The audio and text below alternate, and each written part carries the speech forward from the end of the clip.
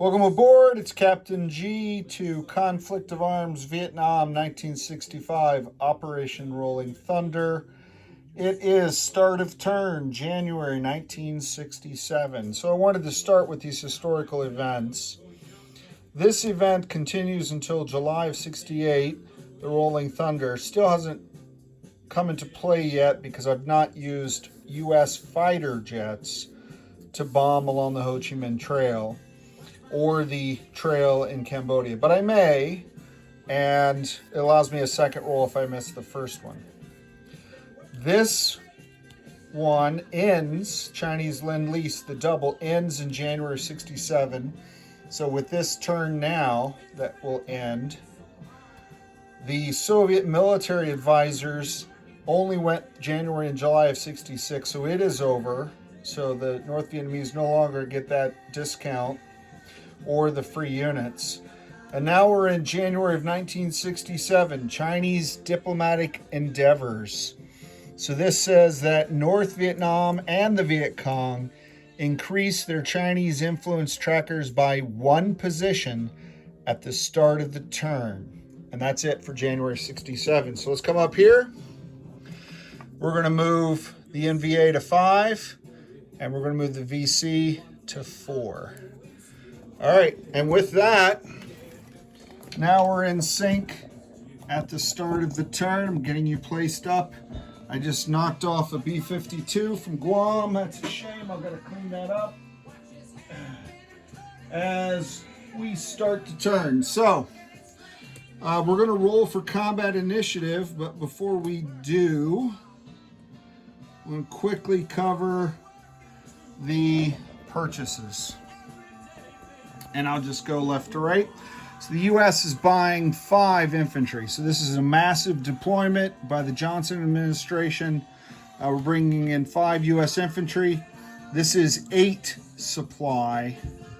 Our ANZAC partners are bringing in a Marine. No ROC infantry this time. We wanted to go heavy with the infantry because the ROCs are 2 or 6. So that would take off 2 infantry. We wanted to go heavy infantry. Our South Vietnamese allies, the U.S. is funding 1 Laotian infantry. The South Vietnamese are funding 3 supply. They're also building a fire base and 3 of their own infantry.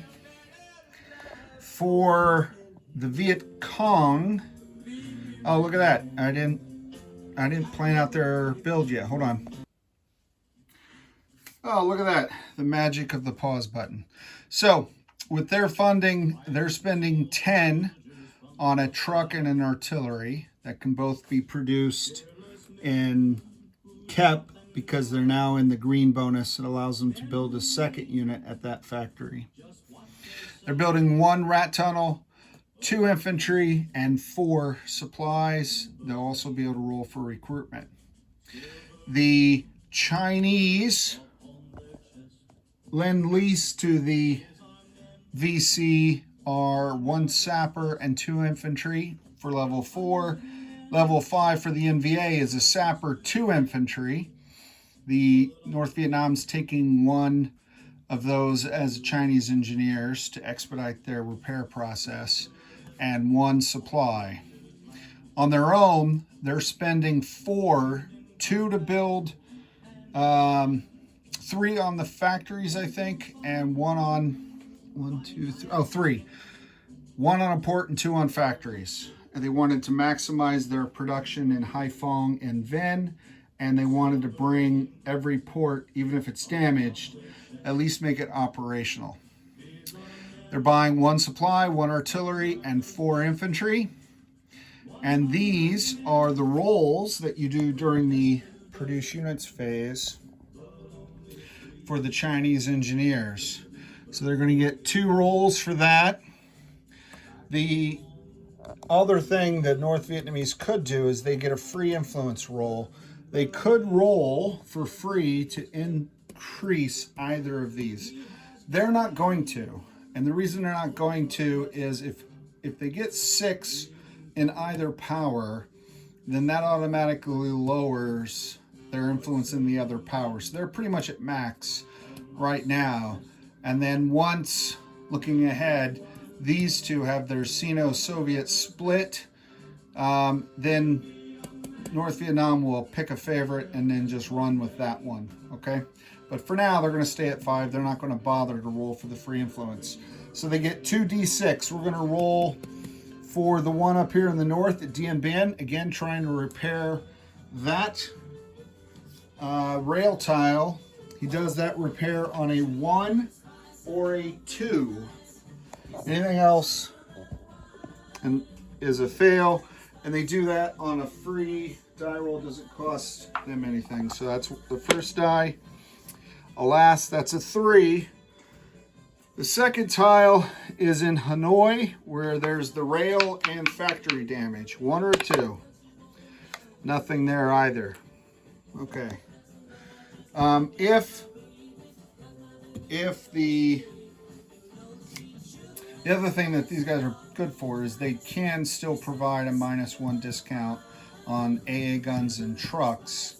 So I know the NVA did not buy a truck this time, the VC did, but if this guy's still here next turn or down in Haiphong, any factory tile, they can consider leveraging the engineer for that as well. All right, so that brings us to the combat initiative bonus. You have the US and North Vietnam maxed out at 5. We have the VC, Viet Cong, at 2, and South Vietnam, the ARVN, at 0. These are the dice. We're going to add those bonuses to their combat initiative roll. Ooh, look at that. 8. That's huge. 3, 1, 3. All right, so let's place that with their dice and let's do some math. This is the, I was going to say this is the hardest part of the turn, but it's really finding a place to land my camera stand without destroying the countryside of Vietnam. So that's a 3. That is also a 3. Interesting. That's an 8. And that is a 13. So the US is going first, followed by the NVA. Now, these two guys tied, so I got to roll them again. The highest roll will go third, and the other roll will go last. So we're going to roll those again. And even if the VC gets second, they're not going at the same time as the NVA. That's only if the if two allies tie. The 3s. Man, the life and death struggle of the Viet Cong and Republic of South Vietnam, those two. 6 and an 8. There you go. All right. Oh, well, wait a minute. Wait a minute. They were tied.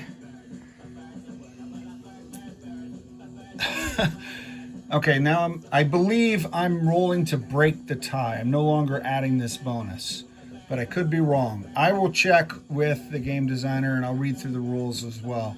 Because when they were both 3s, to me that was a tie and they had to roll again.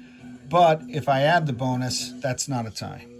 And in the second case, I didn't have a tie. These guys are ahead, but if I add the bonus, they're tied again. So depending on whether or not these are added during the tie-breaking rolls, either they all go first or they will. And you'll find out later, as I just knocked down the B-52 in Thailand.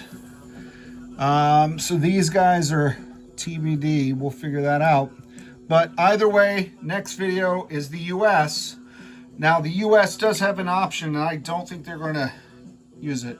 If they ever get first, which I didn't expect them to, they could take any and all Marines and supplies in any operational port on the map and send them to invade North Vietnam. But all my Marines are in river tiles. I've got 1 rock Marine in a deployment zone. He's not in a port. So that is not going to happen. Missed opportunity. Interesting. All right. let me break the tie between South Vietnam and the VC, and I'll see you in the next video. This is Captain G, over and out.